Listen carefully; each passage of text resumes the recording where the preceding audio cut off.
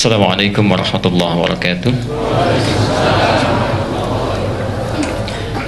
Alhamdulillahi wa kafa.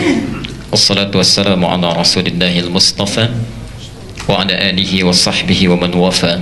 Amma ba'd. Fa ya ibadallah, usi nafsi wa iyyakum bi taqwallahi faqad fazal muttaqun.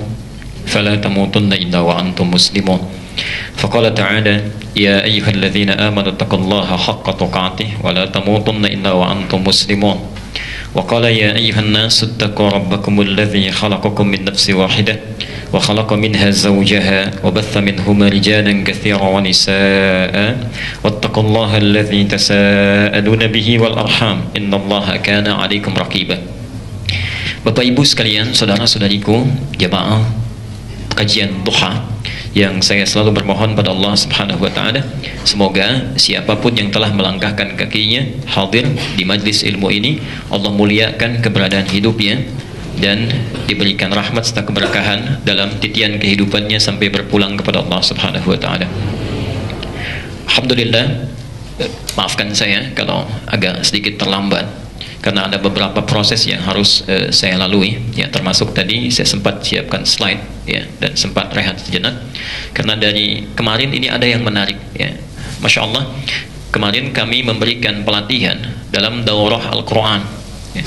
Tapi yang menarik, pesertanya itu bukan para hufadz, bukan orang-orang yang terbiasa memang di pesantren untuk menghafal Quran atau di sekolah, tapi yang paling menarik pesertanya adalah orang-orang yang bekerja di perusahaan, di pabrik. Anda bisa bayangkan, ya, orang aktivitas di manufaktur, kemudian membuat sebuah komunitas sampai mereka buat tempat tinggal yang khusus, ya, berdekatan satu sama lain. Itu kompak mereka, masya Allah, dalam kesibukannya, dalam beraktivitasnya, masih menginginkan satu waktu untuk mempelajari, menghafalkan Al-Quran, ya. Dan itu bukan satu dua orang, tapi di bawah keluarganya. Itu yang menarik, ya. Ada sekitar 90 keluarga, ya. Mereka membuat komunitas, direkatkan ukhuwahnya, lalu mereka berpikir apa yang terbaik yang bisa dilakukan. Anda bisa bayangkan saat weekend, kebiasaan orang kerja capek, pengen istirahat, ya, kemungkinan diajak keluarganya itu untuk tamasya. Apalagi yang tempatnya tidak mudah, arahnya ke Bandung, ke Lembang, ada macet, kanan kiri juga macet. Tapi masya Allah, niatnya berbeda-beda. Ada yang sibuk dalam kemacetan untuk bertamasya, untuk rekreasi. Tidak sedikit yang cuma ingin keluar ke jalan saja. Tapi orang-orang ini hebatnya, luar biasanya, dalam weekendnya, dalam macetnya, mereka teguh berangkat menemukan tempat untuk menghafalkan kitabullah. Wah, ada sekitar 230 orang dengan keluarganya, ya. Tidak bisa gambarkan, kepala keluarga 90 orang, ada anak-anaknya, seorang punya anak 3 kecil-kecil di bawah semua, lucu-lucu gitu, ya, masya Allah. Dan mereka bermohon, berharap kepada Allah, setidaknya pulang dari situ sudah kuat niatnya untuk bisa menghafalkan Quran, ya. Kami kemarin berikan pelatihan, dan masya Allah, ini hari kedua, ya, saya menghadapi situasi ada di antara hamba-hamba Allah yang juga tidak jauh berbeda. Hari libur, hari Ahad, masya Allah, ya, dan padat aktivitasnya. Ada yang sedang berolahraga sekarang, ada yang sedang bertamasya, bahkan ada yang masih beristirahat. Tapi Anda dipilih oleh Allah, kalau bukan karena pertolongan Allah Subhanahu wa taala, digerakkan Anda bisa hadir ke sini, Anda memilih untuk belajar. Ini pun keutamaan, ya. Karena itu berbahagialah ketika Anda mendapatkan nikmat itu. Nabi SAW menyampaikan, coba pegang teguh, pelihara, karena itu bagian dari tanda kebaikan. Ini sering saya ulang-ulang, ya. Kalau Anda punya kitab Al-Bukhari, itu ada di nomor hadis 71, Kitabul Ilmi, kitab tentang aturan-aturan adab menuntut ilmu. Itu langsung disebut oleh Nabi, ya. Perhatikan kalimatnya, langsung disebut. Saya sering ulangi ini, ya. Man yuridillahu bihi khaira, siapa yang sudah diinginkan oleh Allah berubah menjadi orang baik, memiliki sifat-sifat kebaikan. Dan yang bilang baik itu bukan kita, ya. Kalau manusia yang sampaikan dia baik, orang lain belum tentu sepaham, ya. Anda tinggal di Jakapermai, lalu orang Jakapermai mengatakan Anda baik, tapi belum tentu dengan orang Galaksi, ya. Ini baru Bekasi, belum tentu dengan orang Jakarta. Seseorang di Bekasi dianggap baik, orang Jakarta belum tentu menilainya baik. Tapi kalau Allah mengatakan dia orang baik, maka seluruh penghuni langit dan bumi akan mengatakan dia baik. Ya. Nah, kalau seseorang diinginkan baik dalam pandangan Allah, may yuridillahu bihi khaira, siapapun yang diinginkan oleh Allah berubah menjadi orang baik, memiliki sifat-sifat kebaikan, kata Nabi, Masya Allah, yufaqihu fiddin, akan dibimbing dia, didorong, diantarkan, ditempatkan untuk mau mempelajari, memahami tentang tuntunan agamanya. Ini berbahagialah Anda ketika Anda menginvestasikan waktu, tinggalkan tenaga, Anda bisa memilih untuk rekreasi, Anda datang ke rumah Allah untuk belajar. Itu tandanya Anda sudah dipanggil, diberikan nikmat untuk mendekat. Nah, kalau Anda sudah ditempatkan di sini, hadir, tapi juga belum berniat untuk berubah, maka coba mohonkan kepada Allah, dengan cara apa lagi mesti dibantu untuk berubah. Ya. Karena itu Bapak Ibu sekalian, mari kita berkonsentrasi, kita coba untuk memahami kajian kita, karena pelajaran kita, kata Al-Quran, itu langsung disebut dan langsung ditegaskan oleh hadis. Menuntut ilmu itu bagi orang yang sudah diberikan nikmatnya bukan sekedar datang, duduk, lewat, pulang. Tidak, itu bukan sifatnya. Ya. Bahasa Qurannya tafaqquh fiddin, Quran surah 9 ayat 122. Lihat tafaqquhu fiddin. Ya. Bahasa hadisnya yufaqihu fiddin. Fikih itu paham. Ingat ya, paham, mengerti. Paham, mengerti. Jangan sampai Anda jauh-jauh datang ke tempat ini ingin belajar, tapi keluar dari sini tidak paham apa yang dipelajari. Ya. Karena itu nanti apa yang tidak kita pahami, tidak kita mengerti, selesaikan, tuntaskan, sehingga ketika kita beribadah, kita ibadah dengan pemahaman yang sudah melekat dalam diri kita. Ya. Coba tolong renungkan ya. Ini barangkali terakhir kali saya mengingatkan. Ya. Insya Allah dalam sesi ini, maaf, tolong renungkan. Ada isyarat di Quran, kebanyakan orang sholat saja itu tidak paham, tidak mengerti apa yang dibaca dan dilakukan dalam sholatnya. Coba Anda cek sampai terakhir salat tadi duha, sudah puluhan tahun, mungkin belasan tahun, ribuan kali ruku, ribuan kali sujud, berapa persen bacaan salat yang sudah kita pahami? Ya. Padahal para ulama ketika membuat pelajaran salat itu disebut fikih salat, zakat fikih zakat, puasa fikih puasa, haji umrah fikih haji, fikih umrah. Maksudnya kalau Anda belajar tentang salat, pahami sampai paham yang dibacakan, paham yang dilakukan. Bagaimana bisa khusyuk dalam salatnya kalau kita tidak mengerti yang dilakukan? Ya. Karena itu, mari kita berkonsentrasi. Semoga Allah memberikan kemudahan kepada kita untuk belajar. Saya mudah menerangkan, Anda mudah untuk mencerna, dan kita mudah untuk mengamalkan dalam kehidupan kita. Materi kita akan kembalikan kepada satu materi yang sudah lama ya kita sempat selingi dengan beberapa persoalan-persoalan ya, yaitu tentang as-sunnah an-nabawiyah ya, tuntunan sunnah dalam kehidupan Rasulullah sallallahu alaihi wasallam. Insyaallah mudah-mudahan Allah berikan kesempatan sebelum kita meninggal berpulang kita bisa meneladani kehidupan Nabi dalam seluruh aspek kehidupan kita ya. Dari mulai bangun tidur sampai dengan tidur kembali. Bagaimana cara bangun tidurnya Nabi? Ya, bagaimana cara Nabi ke toiletnya? Cara Nabi kemudian makannya, minumnya sampai tidur kembali. Ya. Saya ingin mengingatkan dari mulai awal secara cepat sampai terakhir di mana kita berhenti. Dan di situ kita akan memulai bahasan kita, insya Allah. Ya. Ini dalilnya.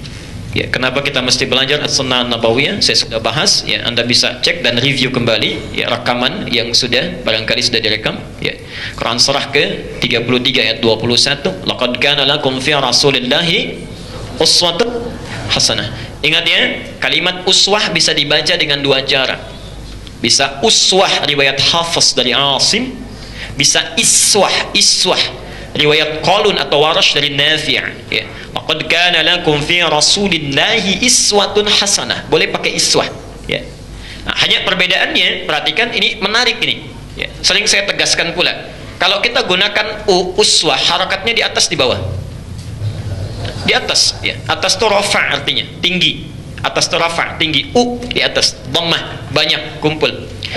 Alhamdulillah. Kalau di bawah ya, iswah, kasrah pecah kecil, khafad rendah ya. Kenapa kalimat ini bisa dibaca dengan dua cara, uswah dan iswah? Ingin menunjukkan kepada kita bahwa segala yang melekat pada diri Rasulullah, jangankan yang tinggi-tinggi, yang kecil pun bisa jadi teladan. Jangankan yang tinggi-tinggi, sifat sholatnya itu tinggi kalau mau persis seperti Nabi. Yang satu rakaatnya saja bisa 5 juz sampai 4 halaman, 5 juz 4 halaman. Dari Al-Baqarah, Al-Fatihah, Al-Baqarah sampai An-Nisa itu satu rakaat. Yang tinggi-tinggi Ya. Nabi, Rasul, akhlaknya mulia, karena khuluquhul Quran, dijamin masuk surga, bebas dari kesalahan, langsung tingkat tinggi surganya, bersedia berkenan menunaikan tahajud yang sunnah, rakaat pertama sampai bengkak-bengkak, 5 juz 4 halaman. Ya. Kita sampai hari ini bukan Nabi, bukan Rasul. Ya, Masya Allah, belum jelas akhlaknya, belum jelas surganya, hisabnya masih menegangkan, amalan masih berantakan, cita-cita paling tinggi ingin masuk surga Firdaus bersama Rasulullah Sallallahu Alaihi Wasallam. Jangankan tahajud, salat subuh kesiangan, ini persoalan. Ya, ini persoalan. Jadi kita mulai coba lihat, ya, bukan cuma salatnya, ya, bukan cuma ibadahnya, tapi senyumnya Nabi jadi teladan, yang kecil-kecil. Cara makannya Nabi, cara jalannya Nabi, itu yang kita bahas. Ya. Bismillah. Afwan. Nah ini ya, kita review sebentar. Bangun dari tidur untuk mengecek, ya, jangan-jangan ada yang belum kita amalkan nih. Jangan-jangan ada yang belum kita amalkan. Bangun dari tidur, amalan Rasulullah Sallallahu Alaihi Wasallam. Ya, kita bisa lihat hadis-hadisnya sudah saya cantumkan. Beliau saat bangun dari tidur tidak langsung berdiri, ya, tidak juga langsung berdiri, tidak langsung, apalagi berlari, jalan, tidak. Beliau duduk dulu. Ingat 4 sunnahnya, ya. 1, duduk dulu, ya. Kedua, mengusap bekas ngantuknya, hilangkan. Yang ketiga, baca doa, alhamdulillahilladzi ahyana ba'dama amatana wa ilaihin. Ingat, ya, ketika Anda mengatakan kalimat wa ilaihin nusyur, nusyur itu artinya beraktivitas, menyebar untuk kembali, balik lagi, ya. Misal saya katakan intasyaratil jama'ah min jami' al-ihsan, ya. Jamaah di Masjid Al-Ihsan menyebar, intasyara, ya, beraktivitas sesuai dengan profesinya. Nah, kalau saya menggunakan kalimat intasyara, artinya nyebar untuk balik lagi ke sini. Ya. Kapan-kapan saya panggil, datang lagi. Ketika kalimat Nabi mengatakan wa ilaihin nusyur, menggunakan hi kepada Allah, ya, seakan-akan ada kesan orang-orang yang bangun tidurnya akan beraktivitas, dia sudah berkeyakinan, komitmen kepada Allah, ya Allah, saya sekarang akan menyebar untuk mencari bekal untuk kembali kepadamu, kepada Allah. Ya. Karena itu tidak pernah ada seorang muslim bangun dari tidurnya kecuali memanfaatkan setiap detiknya untuk jadi bekal pulang ibadah. Wa ma khalaqtul jinna wal insa illa liya'budun. Tolong pastikan, ya, bangun dari tidur ibadah. Dan yang keempat apa? Baca 10 ayat terakhir surah Al-Imran. Alhamdulillah. Sudah berapa ayat? Ya. Baik. Yuk, amalkan, ya, amalkan. Kemudian mencuci kedua telapak tangan, ya, bersiwak, berwudu. Kalau ada yang berhubungan seksual maka mandi janabah terlebih dahulu. Ini sudah kita terangkan. Nanti Anda boleh copy, ya. Anda boleh copy kalau terlewatkan. Kemudian menunaikan tahajud. Ingat, ya, yang sudah dapat ilmunya mesti praktek. Ya, saya tidak menginginkan Anda belajar, Anda tunda prakteknya, tidak. Dapat informasi hari ini, cepat kita praktekkan saat itu juga. Begitu datang waktunya. Ya. Jadi kalau Anda sudah belajar as-sunnah an-nabawiyah, bangun, bangkit, tahajud. Ya. Kalau salat subuhnya, adzan subuhnya 4:09 hari ini. Berarti bangunnya jam berapa?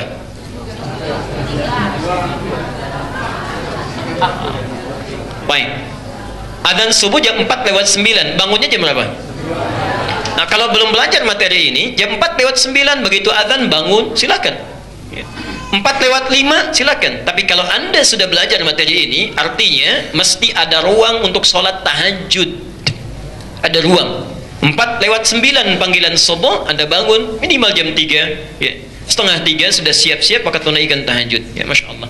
Ya, nanti saya ceritakan di akhir keutamaan-keutamaan yang kita bahas. Ya, ini kisah nyata yang dialami jemaah kita. Nanti di akhir insya Allah saya sampaikan. Ya.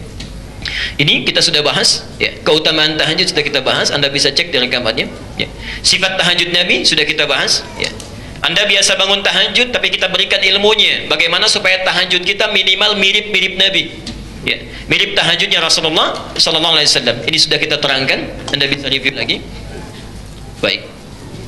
Kemudian sunnah pasca tahajud, hati-hati, selesai tahajud gak langsung tidur lagi. Ya, kita lihat, ada yang istighfar, ya, ada yang memperbanyak doa, ya, ada yang membaca Al-Quran. Ya.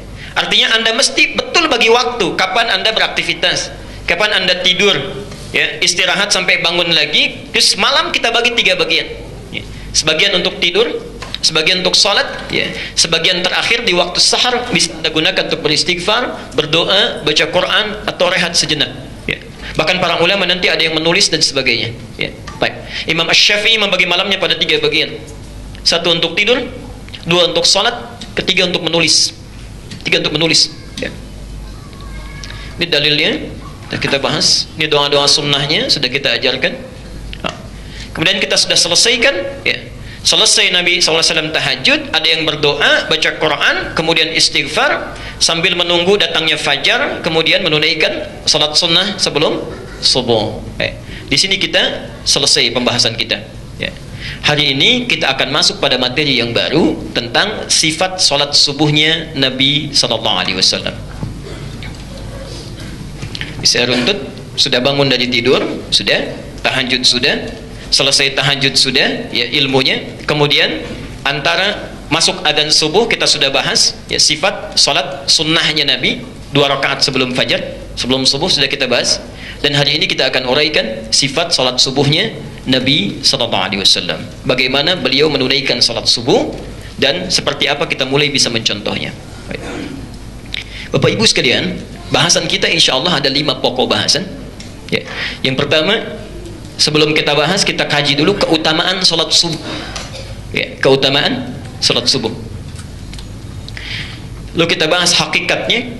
Hakikat salat subuh itu apa? Ya. Dan bahaya meninggalkan salat subuh. Kalau Anda sengaja meninggalkan salat subuh atau anak sengaja menyepelekan salat subuh, itu dampaknya apa dalam kehidupan? Ya. Kemudian baru kita pelajari sifat salat subuhnya Nabi SAW. Bagaimana beliau misal meminta sahabat untuk meluruskan saf. Bagaimana beliau memulai takbir. Surat apa yang dibaca oleh beliau dalam subuhnya. Ya, kira-kira bagaimana sifatnya. Ya. Dan yang terakhir, persoalan seputar salat subuh. Persoalan-persoalan apa yang sering muncul dalam salat subuh. Ada yang kami siapkan untuk dibahas nanti. Ada yang barangkali Bapak Ibu ingin tanyakan, bisa kita bahas. Ya. Kita bisa bahas misalnya masalah duduk, apakah iftirash atau tawarruk. Bagaimana dengan kunut, apakah dikerjakan atau tidak dan sebagainya. Ya, itu nanti sebagian persoalan yang kita bahas sampai tiba masanya. Bismillah, mari kita percepat. Pembahasan pertama tentang keutamaan salat subuh.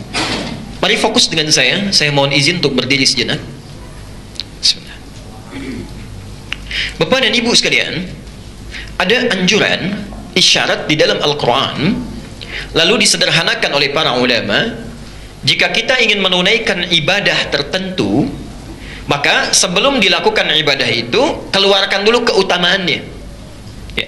Rumus ini disebut dengan wa'dun namanya. Wa'dun.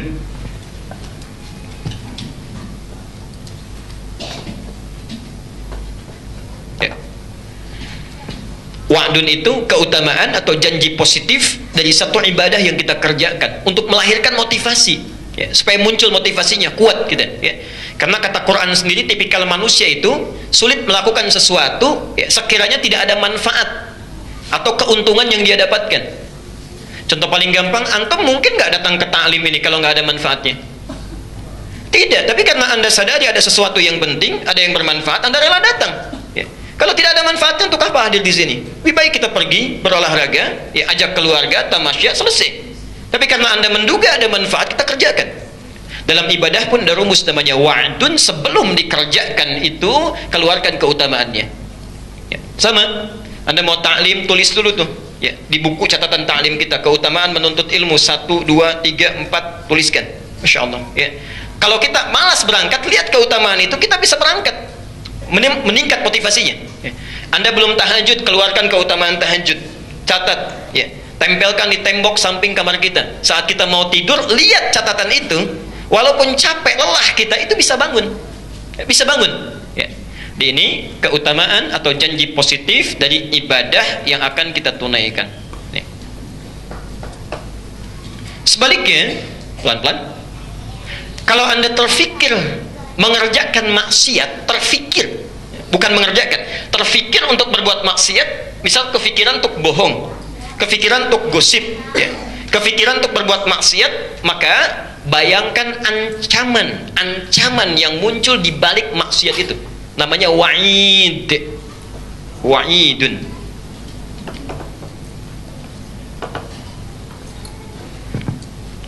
Misal, ada seorang akan berdusta. Ya. Ketika dia akan berdusta, coba dia pelajari dulu ancamannya apa yang diancam oleh Allah saat dia berdusta. Wailul lil mukadzibin, kata Quran, celaka bagi para pendusta.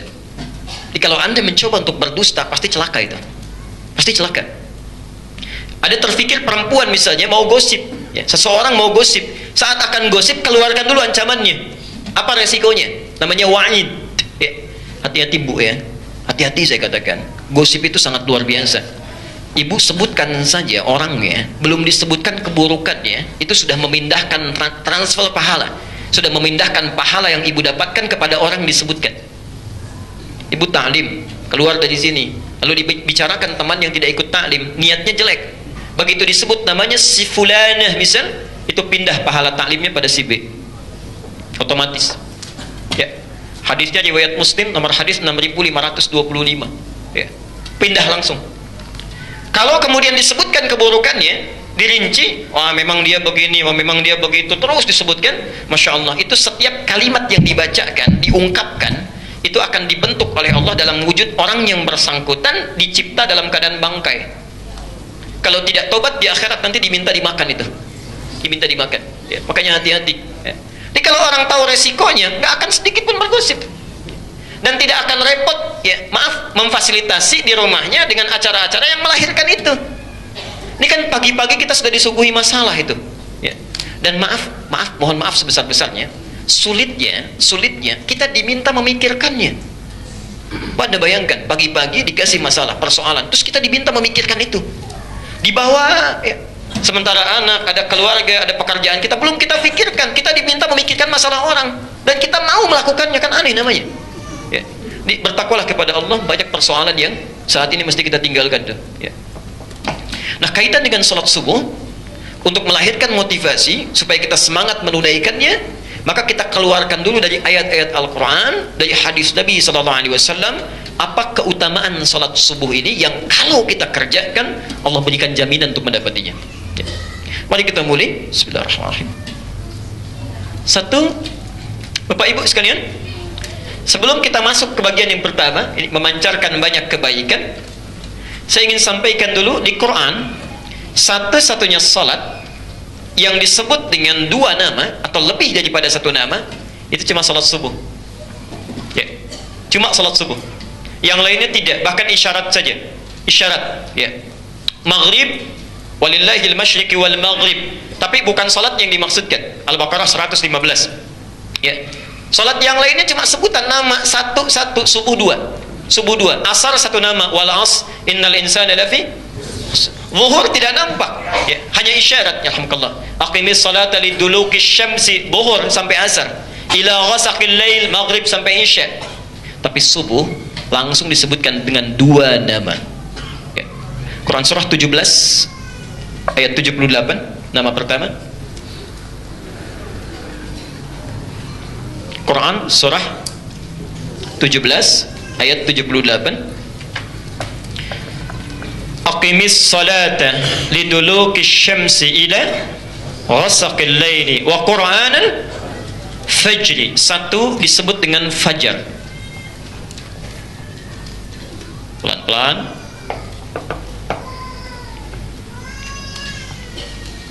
Yang kedua disebut salat apa? Pertama fajar, kedua salat apa? Ingat kaidah kita, kalau tidak tahu katakan Allahu a'lam.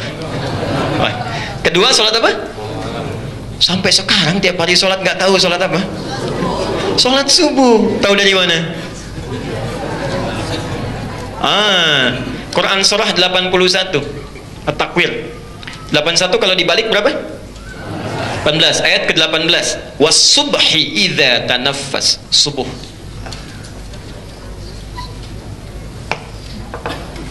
Di satu fajar, kedua subuh. Pelan-pelan. Saya bahas dulu dari bagian yang pertama. Yuk kita terangkan dulu makna secara bahasanya, baru kita ke keutamaannya, kita rinci. Bapak Ibu sekalian, di Quran itu ada fajar, ada fujur, itu lain. Saya ulang ya. Di Quran ada fajar, ada fujur, itu lain. Kalau disebutkan fajar, Itu artinya pancaran-pancaran yang membawa kebaikan, pancaran kebaikan, ya. Kalau sifatnya materi, fisik, yang memancar fisik misalnya, ya, mata air memancar, ya. Kalau sudah memancar kan bawa kebaikan, ya.